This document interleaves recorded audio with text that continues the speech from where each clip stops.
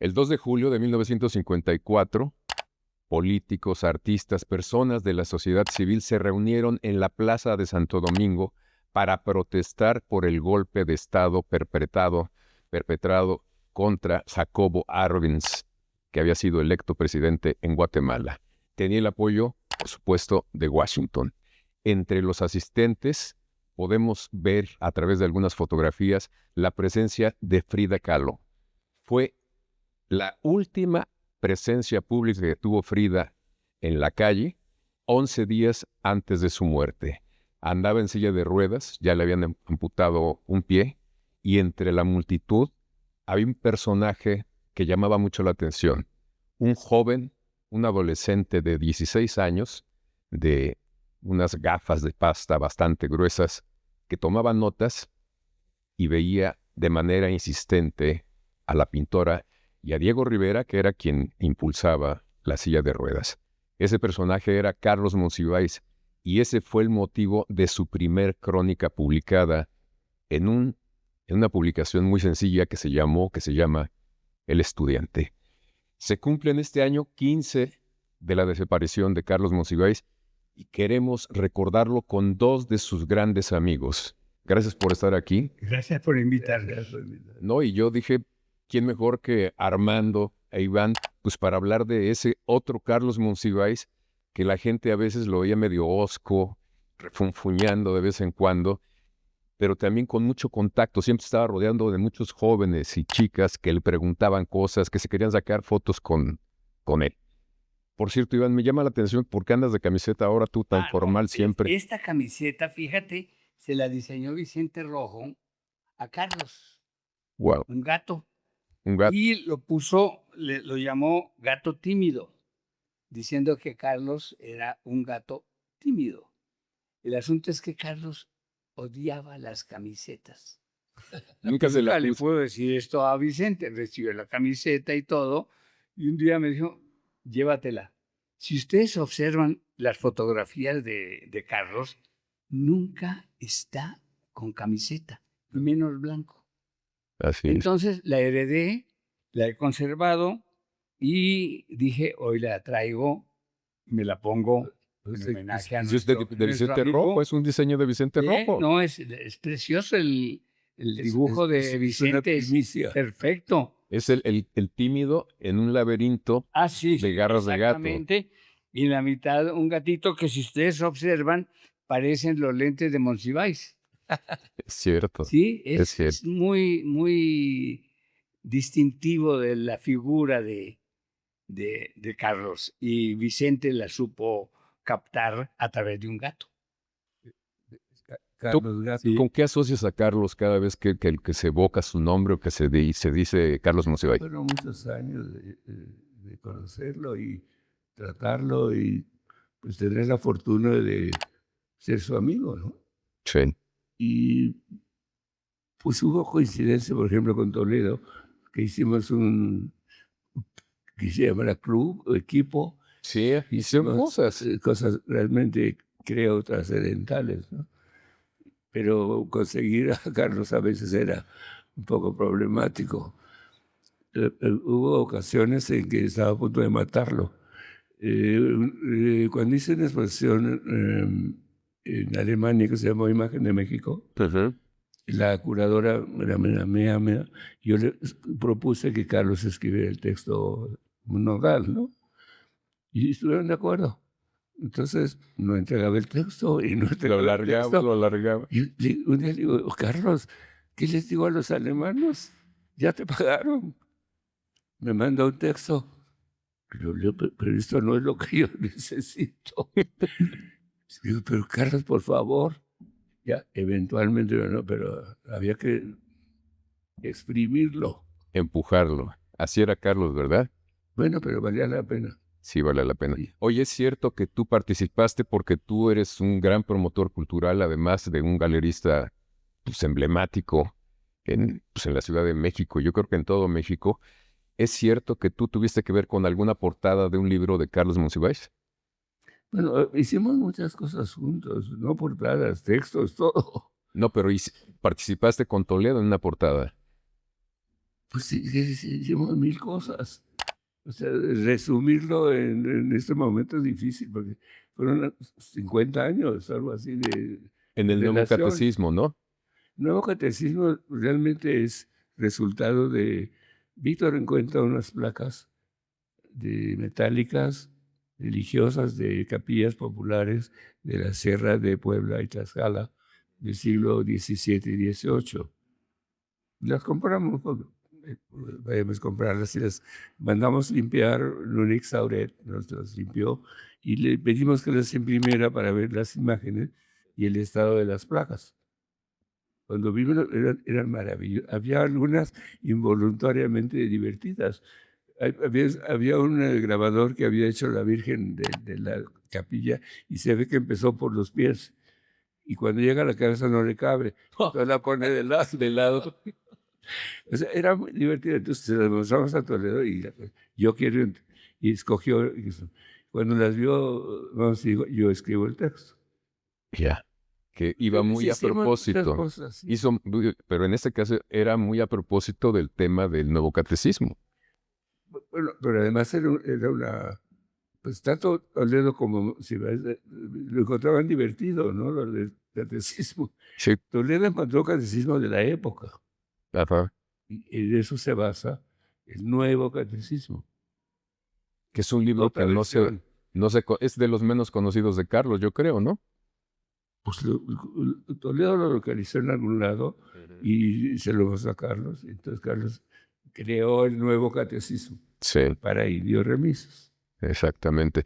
Carlos tenía, y hablo de la religión, porque Carlos finalmente tuvo una formación familiar religiosa. Era cuáquero, digamos, sus antecedentes, y de niño iba a la escuela dominical.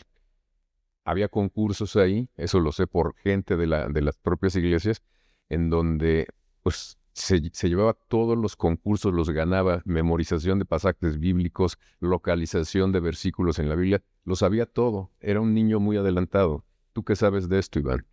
Mira, del conocimiento de Carlos sobre ese tema, casi yo nunca platiqué con él. Lo único que recuerdo muy bien es la forma como él defendió en un momento determinado ante el presidente de la República el que no se llamara sectas a las religiones que no era la católica. ¿Qué presidente? Carlos Salinas. Él había llegado a la casa a comer con el grupo que solía reunirse en la casa y llegó muy eufórico porque acababa de establecer las relaciones oficiales con el Vaticano. Recuerdo muy bien que García Márquez le dijo: señor presidente, se ha echado usted un alacrán en el pecho. Y en la comida, no sé por qué salió otra vez el tema de la religión, creo que por Fernando Benítez, y él refirió a la Iglesia Católica y refirió a las demás sectas, a las sectas, se refirió a las sectas. Y Carlos inmediatamente le dijo: Carlos, no le dijo presidente, le dijo: Carlos, estás mal, no son sectas, son religiones. Y Salinas tuvo que aceptar de que sí se había equivocado, porque las demás personas asistentes reconocieron de que sí, que no se podía hacer una valoración minoritaria y discriminatoria contra otras creencias religiosas. Eso lo recuerdo muy bien porque fue una forma de trazar muy bien lo que Carlos siempre tuvo: el respeto hacia la religión y hacia las religiones, no solo a una. Y siempre se quejaba de que hubiera la protección solo hacia la Iglesia Católica y no se, por ejemplo, eso también lo recuerdo con un secretario de Gobernación, don Jesús Reyes Heroles, porque le protestó por la persecución que estaban recibiendo los evangélicos en Chiapas. Claro. Y don Jesús, que era realmente un personaje que sabía de la Constitución, le dijo a Carlos: tienes toda la razón, es responsabilidad del Estado, este es un Estado laico y debían de conocerse todas las religiones y castigarse la persecución que se hace de las demás religiones en Chiapas. Pero eso no me corresponde a mí, eso le corresponde al presidente de la República, que era José López Portillo. Eso lo recuerdo muy bien, esas intervenciones de Carlos sobre la religión. Pero creo que en su autobiografía él habla de eso, de que siempre es perseguido. Así es. Porque es una minoría dentro del grupo, ¿no? No, él conoció, digamos, la intolerancia religiosa. Él cuenta ahí precisamente en su autobiografía muy temprana que en la escuela, al hablar de los protestantes, le dijeron, tú ¿qué vas a ser presidente? Tú los pasaste a un lado, ¿no? No formas parte de la normalidad. Y yo creo que eso marcó mucho a Carlos en tener ciertos valores, el respetar a la diferencia, el luchar y apoyar a las minorías que son distintas. Entendía las minorías. Las padeció, las conoció perfecto, en cualquier plano, ¿eh? Entonces fue realmente una persona muy sensible al trato que se le dan a las minorías en sociedades que luego son tan duras y cerradas como este es el caso de la ciudad. Ahora, según el nuevo presidente norteamericano, nada más hay hombres y mujeres. Así es. Así es. Algunos de nosotros no existimos. No. Que se hagan a un lado, si no hay que hacerlos a un lado. Carlos tenía bien claro eso, y hay una cosa que me llama la atención que también insistía. Yo cuando veía, por ejemplo, avances en cuestión del aborto, el derecho que tienen las mujeres a decidir sobre su cuerpo, yo le decía que era muy buena noticia, etcétera, pero él me decía, no hay que bajar la guardia nunca, porque se pueden revertir esos derechos ganados. Y es cierto, lo estamos viendo ahora en Estados Unidos, y seguramente, bueno, en México lo vimos en el caso de Guanajuato. Claro. Alguien me explicaba el otro día algo que me hizo pensar, que esta idea de Trump de no permitir el aborto es porque los blancos no se reproducen casi. En cambio, las minorías están absorbiendo los espacios de los norteamericanos, bueno, no nativos, los que llegaron y ya son norteamericanos, ¿no? Sí, y están pasando cosas terribles. Por ejemplo, en el estado de Texas. Igual que Hitler, ¿no? La raza única. Sí, claro. La blanca. Sí. Y como tú dices también bien, no se están reproduciendo las otras grupos sociales, ¿no? ¿Qué imágenes de Carlos tienes, Iván, que no sean tan conocidas, que convendría recuperar ahora que se cumplen 15 años de que no está con nosotros? Bueno, fíjate que el Carlos, amante de la música y del espectáculo, es algo que generalmente se toca porque era figura, como dicen, ajonjolí de todos los moles. No había figura importante que él no conociera en el medio musical. Era impresionante. Y gracias a mi afición por la música popular fue que tuvimos una enorme amistad, porque íbamos a todos los teatros de revistas, a todos los cabarets. Y claro, hubo momentos en que metió las patas, como se dice, por sus compromisos, por tener que terminar un texto. Y bueno, una metida de pata que lamentó mucho. A ver, cuéntame. Fíjate que yo conocía desde que vivía en finales de los 50 en La Condesa a don Alejandro Gómez Arias. Él vivía sobre Benjamín Franklin y yo vivía en Carlos B. Cetina. Nos conocíamos en la peluquería y yo sabía quién era porque había visto su foto y sabía quién era. Y siempre me despedía de él. Adiós, maestro. Bueno, total, terminamos de amistad. Y nos frecuentábamos, venía a comer al Ateneo en el Gangueo. Y alguna vez dijo, no puedo ir porque tengo un compromiso muy importante, pero dile a tu amigo Carlos que los espero a las 6 de la tarde. Total, le dije, Carlos, vamos a ver a Alejandro que quiere platicar con nosotros, en fin, vamos a saludarlo.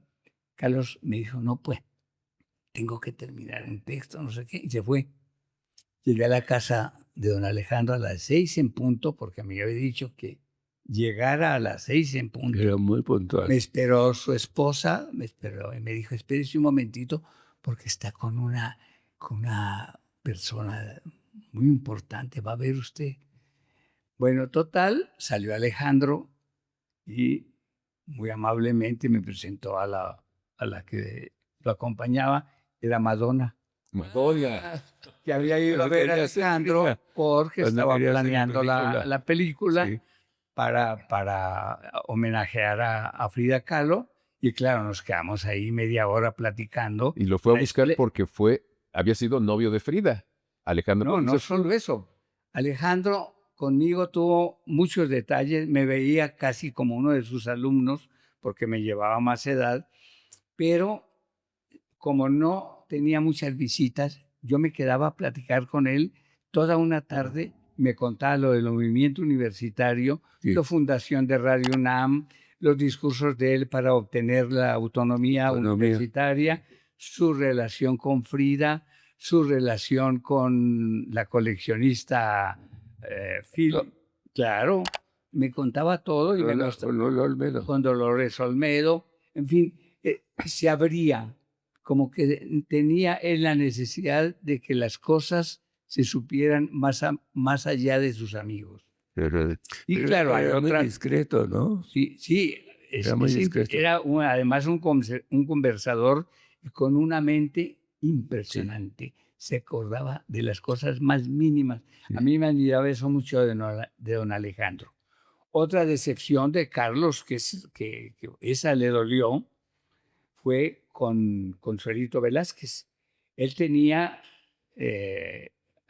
su famoso bolero escrito por ella, ¿ves? Bésame mucho. Bésame mucho. Y en una comida que hubo para organizar el Festival del Bolero, yo le dije a Carlos, no te vayas porque te tengo una sorpresa, en fin. Y otra vez me sacó. Que tenía otro compromiso. No, me tengo que ir, todas esas cosas. Quédate, te conviene. No. Bueno, y desapareció. Total, García Márquez y yo llevamos a doña Consuelito Velázquez a su casa hasta las 12 y pico de la noche hablando del bolero, que era una de las debilidades de Carlos. Exacto. Los boleros y los mambos, además de la música gospel, el jazz. No, pero también, acuérdate, en la fiesta cantó con los mariachis. Claro. Y se sabía de memoria las canciones. Pero además conocía a todos los compositores. Cuando venía don Gabriel Ruiz, uno de los grandes compositores que hemos tenido de Guadalajara, era una delicia con Carlos reunirnos a ver todos los boleros que había escrito don Gabriel y que interpretó espléndidamente la Tariacuri, más que cualquier otro autor. Y por supuesto, su gran adoración, además de María Victoria, Tongolele, Lucha Villa, Damaso Pérez Prado. Él bailó mambo. ¿Carlos? Él bailó mambo. Claro. Él bailó mambo en el Teatro Margo. Cuando había los concursos de mambo, la universidad todavía no se iba al Pedregal. Y entre los que participaban, y uno de ellos ganó un premio, que eran 20 pesos y una torta, fue Porfirio Muñoz Ledo. No te creas. Pero Porfirio, en una comida que tuvimos, me dijo, agarró a Carlos y casi lo sopesaba así, porque Porfirio era muy afectuoso cuando quería decir algo para que la gente notara que estaba hablando. Y le dijo, ¿te acuerdas cuando competimos bailando mambo en el Margo? Y Carlos quiso desaparecer. Su personalidad. Sí, bailé mambo. Y hay una película donde él dice que está, pero no lo he podido localizar, que se llama Dancing. Es una película sobre el mambo, donde dos orquestas, entre ellas Pérez Prado, compiten y se toca el mambo universitario, y ahí están los universitarios con un cuate que se llamaba Palillo, que era el jefe de la porra universitaria. Ahí están, y según Carlos, él estuvo en la grabación de esa película. Yo tengo un poco de duda porque tenía 12 años, pero él fue un niño grande desde chiquito. Sí, la verdad. Bueno, la segunda crónica que publica Carlos en esta publicación, El Estudiante, tiene que ver con música. Es un concierto que se da el 13 de octubre del 54 en el Auditorio del Teatro Nacional, y ahí va Carlos y hace la crónica de un concierto de Bola de Nieve. Entonces, esas dos crónicas iniciales del 54, que es lo de Frida Kahlo protestando por el golpe militar en Guatemala y el concierto de Bola de Nieve, son, digamos, el muestrario del Carlos que vendría. Le interesaba tocar tierra con la sociedad organizada, politizada, protestando por cosas injustas, pero también el espectáculo. Porque su interés era universal. Sabía todo de todo, ¿no? Mira, hay una cosa que no se sabe y que me acordé en este momento. El hijo de Carlos Tullet un día le hizo un homenaje a Danzós Palomino, que era un líder de izquierda, y a Martínez Verduzco, que era el presidente del Partido Comunista. No me preguntes por qué, cómo se organizó esto. Fue el Mariachi Vargas, fue Lola Beltrán a cantar, y estaban los líderes de izquierda más perseguidos por el gobierno en ese momento, Martínez Verdugo y Danzós Palomino, que era un líder agrario, y ahí estaba Carlos.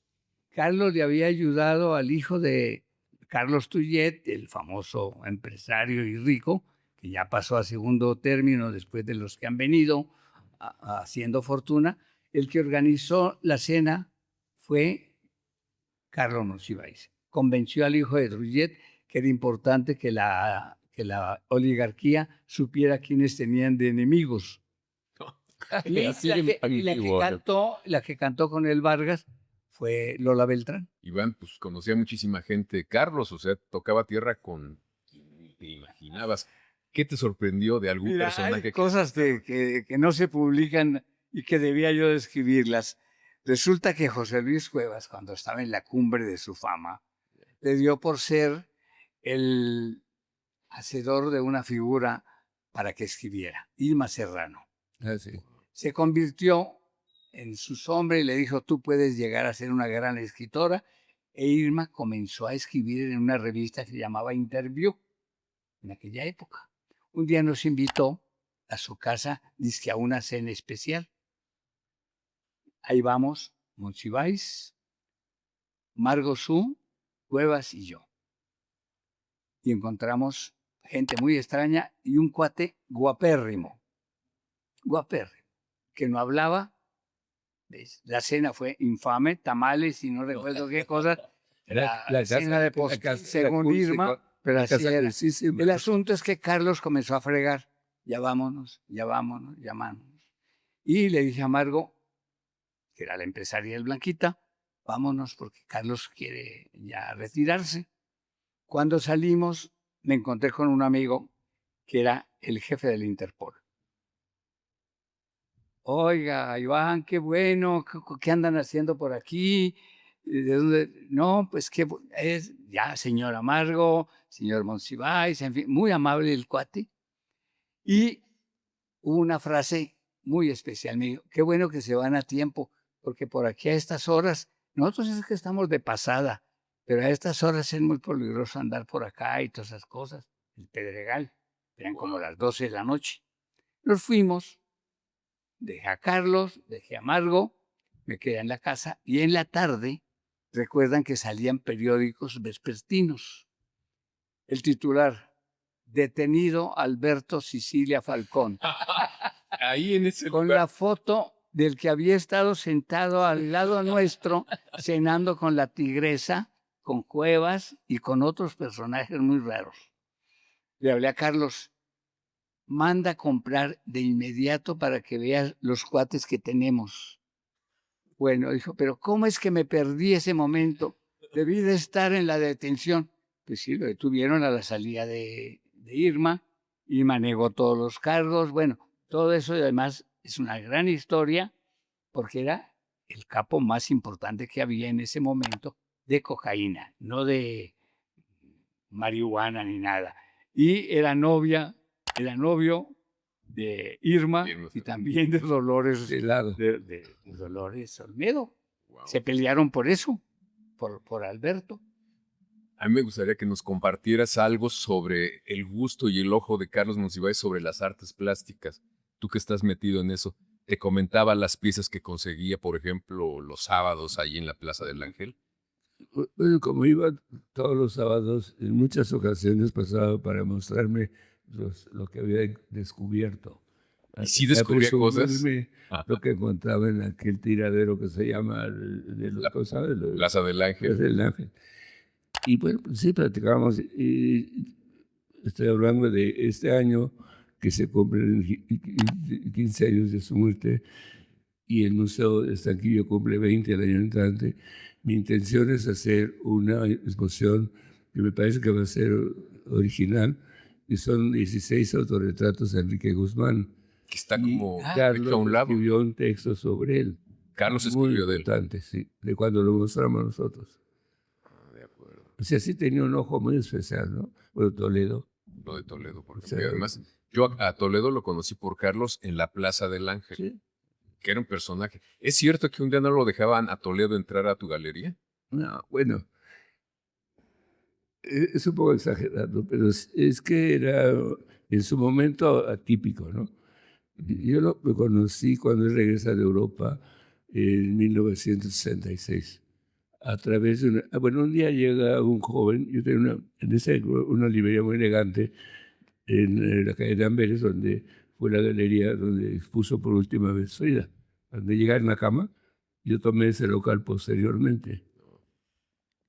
Entonces vi llegar un joven de buen ver, de pelos largos y guaraches de su época, atípico, y para mi clientela totalmente diferente. Vi que se fue a ver los libros de arte, me llamó la atención, pero igual que entonces fue, nunca saludó ni se despidió. Días más tarde llegó un amigo mutuo, Roberto Doniz, con un grupo de obras. A mí me dejaron estupefacto. Yo nunca había visto nada así. Pero para mí eran muy costosas, valían $40. Entonces compré una. Ya se fue. Días más tarde regresó y Armando, dice mi amigo el pintor, que te hace retratos si tú le das libros de arte. Entonces, negociamos, me citaron atrás del Cine Latino, en una callecita, había un viejo edificio, y voy de sorpresa en sorpresa porque el pintor era el de los guaraches. Entonces, me quedé muy sorprendido, bueno, me senté para que me pintara. Y otra sorpresa, pintaba en el piso. Yo nunca había visto a nadie que pintara en el piso. Pero ahí le tomé respeto para siempre porque me hizo 3 retratos. Y el trato con nuestro amigo mutuo era que yo comprara lo que él produjera en esa sesión. Entonces me hizo 3 retratos. Y para mi sorpresa y respeto para siempre, uno no le gustó y lo rompió. Tenía el cliente ahí, lo rompió. No le gustó. No cualquier pintor lo hace. De ahí, para siempre, hasta su muerte, fue su amigo. Y siempre lo respeté y siempre procuro promoverlo. ¿Y cómo conoció Carlos a Toledo, tú que estuviste tan cerca de los dos? Bueno, acuérdate que Toledo se mete en un momento dado en la cosa de Juchitán, cuando gana el partido. ¿Cómo se llama? Cosey, la Cosey. José. Ahí la Cosey. Ahí fue donde se comenzó la gran amistad. Ahí tiene que ver Monsiváis con él. Es más, los persiguen. Claro. Salen corriendo, ¿no? Y ahí comenzó la relación, Pero sobre todo con el viaje que hicieron Fernando Benítez,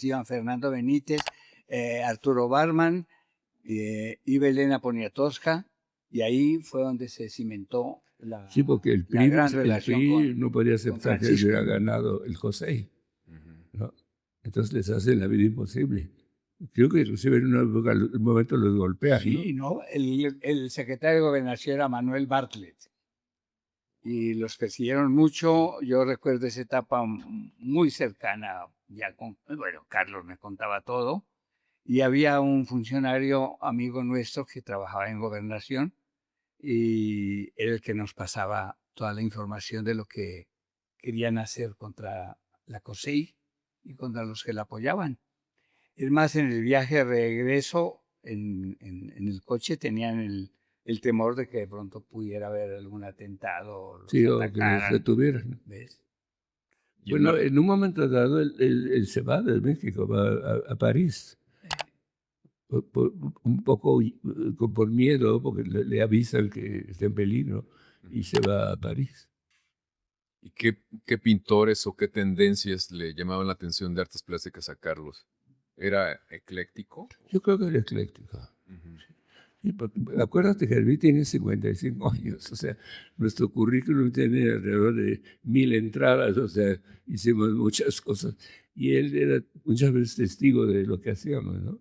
¿Y te sugería Por pintores? ejemplo, mira, hacíamos cosas atípicas. Mostramos Usha. Nadie había visto aquí el Art Nouveau, hasta nosotros. Luego trajimos Arte, que es el Art Deco, ¿no?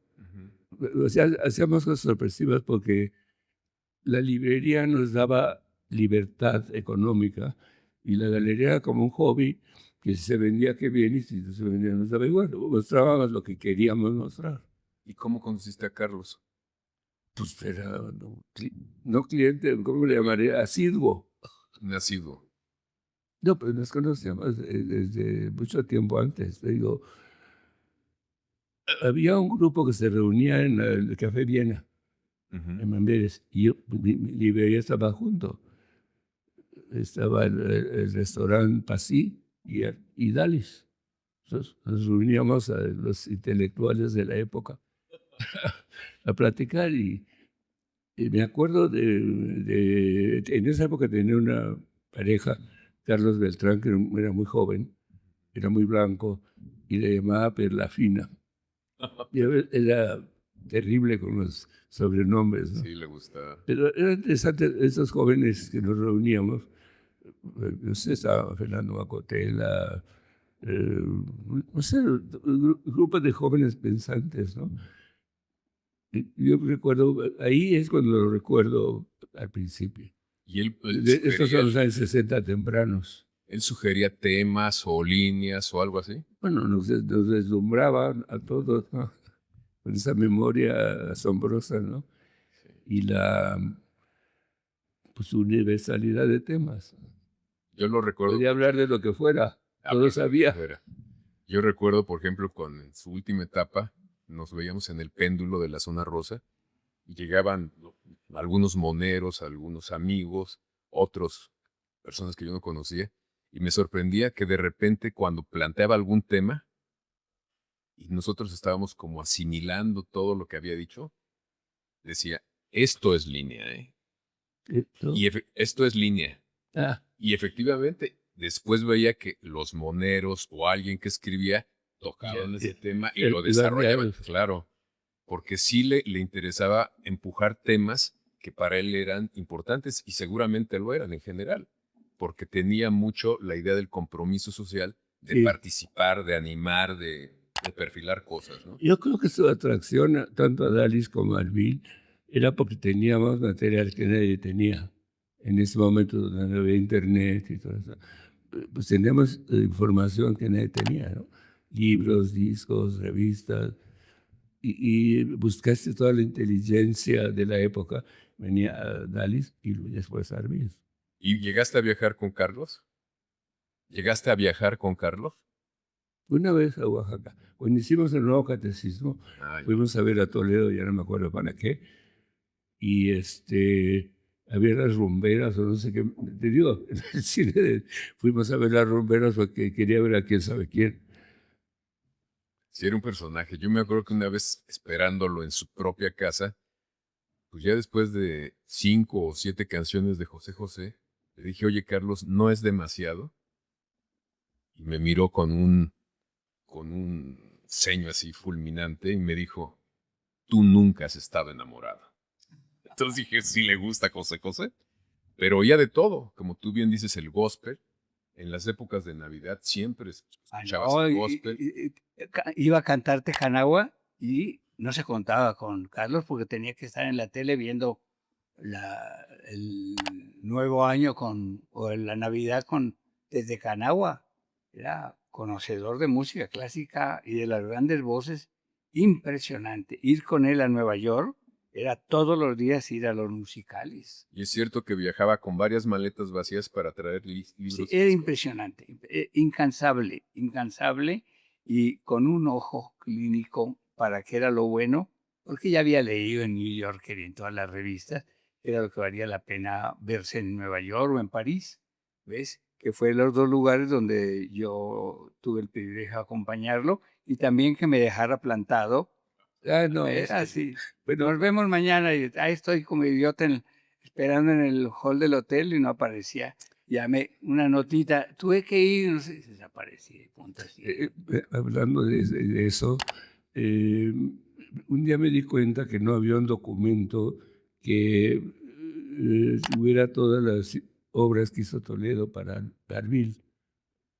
Entonces le dije a Francisco, oye Francisco, no hay un documento donde estén registradas todas las obras que hiciste para nosotros. ¿Puedo hacer un libro? Sí, claro.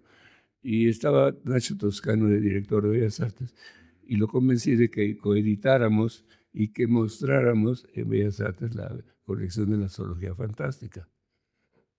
Y se lo comenté a Carlos, me dijo, yo escribo el texto. Pues me pareció fantástico, ¿no? Un documento. Además, él había escrito el Nuevo Catecismo, o sea, había hecho otras introducciones para mis libros, me parecía perfecto. No acabé el texto. Acabé siendo amigo de la tía Mari Libetti, porque hablaba 1000 veces o fingía la voz. Carlos, por favor, fingía la voz de la tía, ¿no? De la tía, sí. Bueno, eventualmente yo tenía ya que mandarlo porque ya estaba el compromiso de la exposición. Pues lo mandé a la imprenta. Y un sábado, milagrosamente, llega a presumirme no sé qué cosa había encontrado. Oye, ¿y tu libro en la imprenta? Sin mi texto. Pues no lo mandaste. No lo mandaste. No mandó. Pero es verdad. Teníamos que presentar el libro en Bellas Artes, ¿no? Y pues él tenía que hablar, el texto era de él. Llegó una hora tarde. Inauguramos antes porque ¿qué hacemos con el público? Claro. No, podía ser terrible también. Mira, el de películas que... Bueno, de películas todas, no, todas. Todo. Bueno, a mí me tocó la fundación del Cineclub Emma Roldán, que era los sábados en su casa. Ahí llegamos Margo, y yo llevaba la cafetera para el café, Margo llevaba el pastel, y recuerdo que comenzaban a llegar unos jovencitos, y en realidad el Cineclub estaba dedicado para que ellas aprendieran lo que era el cine. ¿Ves? Ahí recuerdo que hubo solo 2 personajes que no encajaron en el cineclub, que fueron Julio Scherer, no entendió perfectamente, y el otro, los Rojo, Albita y Vicente. Ah, ¿no? No, porque Vicente sabía mucho de cine. Entonces, como que ya sabía todo lo que Carlos iba a exhibir. Ahí caían de pronto personajes como Consuelo Sáizar, ahí conocí yo a Consuelo, que un día llegó con una pizza y desde eso se llamó La Pisciña. ¿Ves? En fin, ese cineclub funcionó durante muchos años, la parte de arriba del comedor, y ahí caían los que después fueron personajes cercanos a él. Hay cierta cosa, fíjate, que no se toca y es la enfermedad del coleccionista. No, se te vuelve manía. Era una enfermedad. Se te vuelve manía. Bueno, publicó. Era una enfermedad. Coleccionistas. Carlos Payán me contó que él era un enfermo y un día que se peleó en San Luis Potosí por una pieza que había encontrado en un mercado, se dio cuenta que tenía que curarse. Carlos nunca se curó. ¿Ves? Y recuerdo 2 cosas de lágrimas partidas como si se le hubiera muerto su abuelita. Una, un día me llama y me dice, Iván, ¿qué crees? El fisgón me quitó de las manos un dibujo de García Lorca. Habla con él, por favor, para que me lo regrese. Ahí me tienes, le habló a Rafael. Oye, Rafael, no seas, le quitaste a Carlos el dibujo de García Lorca. Es un llorón, no es un dibujo, perdón la expresión, es una pinche florecita. No se la voy a regresar. Y punto. Le hablé y bueno, se calmó. A propósito. Y la otra que tú creo que participaste fueron los dibujos de Einstein. Ay, sí. Lo de Einstein. Tenía varios en su casa. No. Yo convencí a Ernesto Merida que me dejara poner orden en su archivo. Primero se negó. Y un día le dije, maestro, ¿pero por qué no me deja ver su archivo? Yo no me voy a autopromover como Cuevas. Dije, estos años luz de Cuevas. Total, me dejó ya. Y iba yo los jueves de 10 a 2 a hacer... había fotos, había cosas que no sabía quiénes eran. Afortunadamente él estaba vivo y documenté todo. Uh-huh. Y a las 2 llegaba Víctor y nos íbamos a la pérgola de Insurgentes a comer. Bueno, un día viendo los archivos me encuentro un sobre, pues lo abrí a ver qué era. Y eran los dibujos de Einstein. Y dijo, maestro, ¿y esto qué es? Llévatelos, aquí nadie va a entender. Pues me los llevé, los planché, y se me ocurrió llevarlos a la galería. A partir de entonces, hasta que se los di, no dejó de seguir. Entonces fuiste tú. Pero a ver, Armando, sácame de una duda. ¿Tú se los pasaste a Toledo? No. Toledo, no sé por qué encontró algo de Einstein y a mí me habló Carlos para que hablara a Francisco, que por lo menos le diera la mitad. Pero pensé que habías intervenido. No, eso era un sobre, creo que eran 4 o 5 dibujos eróticos. Y me dice, llévatelo, aquí nadie va a entender eso. Pero tuve la tontería de llevarlos a la galería, los vio él, entonces no se dejó hasta que se los di. Qué locura. Ahora está aquí, yo lo cual es una mejor opción, ¿no? Sí, totalmente. Yo cuando conocí a Toledo, después de que hablamos un poco ahí, porque era de muy pocas palabras Toledo en general, me fui de regreso con Carlos y le dije, pues es tu gran amigo, Toledo. Dice, más o menos. Le dije, ¿por qué? Dice, porque él tiene la mayor colección de cosas de José Guadalupe Posada. Sí. Dice, y eso no se lo puedo perdonar. Y era cierto, ¿no? Sí. Era un gran coleccionista también Toledo. Sí. La colección de gráfica de Toledo es fantástica. Tiene Durero, tiene lo que se te ocurra. Y un tiempo yo me acuerdo que estuvo itinerando en todo el país partes de esa colección que yo creo que deberían repetir porque se necesita una política cultural que empuje estas cosas de iniciativas de gente que tiene cosas que convendría exhibir. Pero yo no veo que haya esas iniciativas, no veo el interés, o sea, a lo mejor por ignorancia realmente, ¿no? Si es que no registran, no consumen cultura. Hay áreas que a veces el público en general no entiende. Por ejemplo, un día, cuando se usaban los faxes, me entró un fax. Y lo leí, dije, pues eso es para Francisco. Oye, Francisco, me entró un fax. Yo te lo mandé. Un señor de Alemania quería hacer todas sus silografías porque él era el alcalde de Bielefeld. Bielefeld tiene la colección más grande de toda la historia. Los querían. Y este señor se había dirigido a su hermana Chacha y ya se habían peleado. Entonces, Toledo me lo manda, negócialo tú. Entonces le hablé al alemán y hicimos una exposición en Bielefeld y luego llevamos a Puebla al Erasto Cortés. Hicimos un catálogo bilingüe, es una especialidad de Puebla de gráfica. Pero esa área, por ejemplo, la silografía es muy especial. O sea, no todo el mundo lo entiende y Toledo tenía una muy importante producción. Entonces la llevé a Alemania y hicimos acá también. Son áreas como lo que hicimos ahorita de Estaquillo. La gráfica que hizo para nosotros es demasiado exquisita. Tienes que entender la complicación de hacer esas maravillas, ¿no? Pero para mi sorpresa entraron 51,000 visitantes. Pues qué maravilla, qué bueno. Sí, o sea, sí hay posibilidades, si la das, va a haber respuesta, pero nadie se ocupa de eso. No, porque no registran. A lo mejor no es demasiado vistoso, ¿no? Porque es su concepto. Pero además, ¿sabes qué, Armando? Esas 50,000 visitas se deben en muy buena parte a tu buena relación con los medios de cultura de este país. Eso hay que reconocerlo, porque el museo no ha tenido, hay que reconocerlo, no ha tenido una buena difusión por parte del gobierno. Y en cambio, tu movimiento para esta exposición Pues lo vemos porque sabemos perfectamente de dónde viene la información y siempre apunta a un señor que se llama Armando Colina. El Estanquillo hace exposiciones realmente únicas, ¿no? No hay una institución que haga lo que cubre el Estanquillo.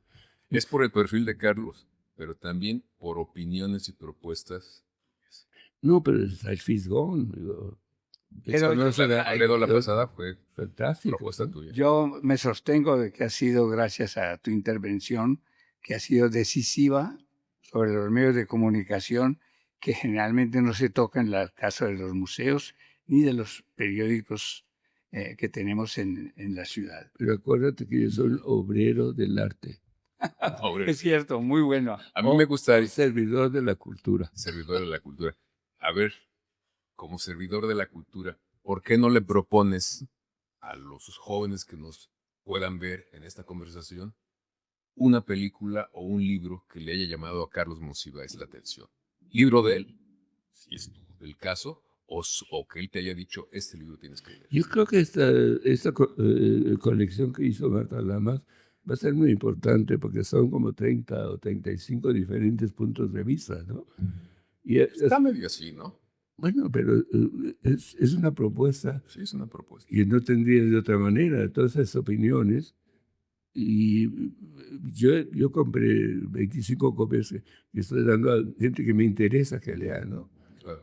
Y yo creo que va a tener una buena difusión y una buena respuesta. Pues es un acercamiento a Carlos. ¿Tú qué le propondrías a los jóvenes? ¿Por dónde entrar a Carlos Monsiváis, que es este personaje de tantos conocimientos? Híjole, yo no les recomendaría Apocalipsis, por ahí no. Yo me iría más que todo a lo popular. Y lo último sobre México. Y si quieren saber de cine, por supuesto, La ley del querer. ¿No? la biografía maravillosa, La ley del querer de Pedro Infante, Que que no, es muy divertida, además. Y lo de Novo es importante, Sí. ¿no? Era desconocido. Sí. Es un difusor, él descubre. difusor. Y sería muy interesante recuperar todo lo que hay en los medios, en donde ha intervenido, en los medios audiovisuales, donde intervino Carlos.